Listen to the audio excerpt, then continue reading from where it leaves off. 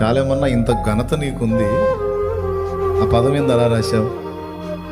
అవమానాల నా బ్రతుకే, ఆవేదనలో నిన్ను వెతికే, నీకేం అవమానాలు రా బాబు?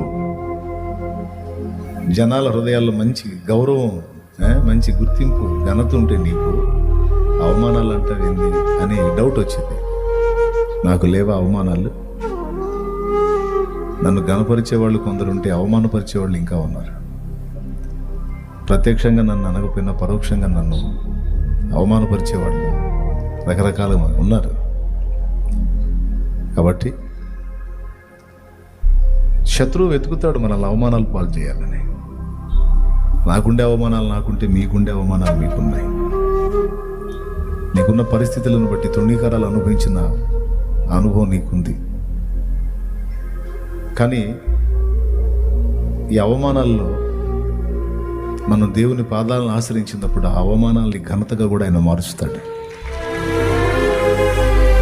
ఏం కంగారు పడద్దు.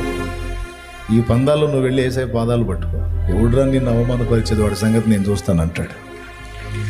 ఎవరురా తల్లి నిన్ను అవమానపరిచేది వాళ్ళ సంగతి నేను చూసుకుంటాను. నువ్వు నవ్వుతావు, నీ నోటి నిండా నవ్వుంచుతాను, నేను బాధపడద్దు నువ్వు అని నా తండ్రి మాట్లాడతాడు.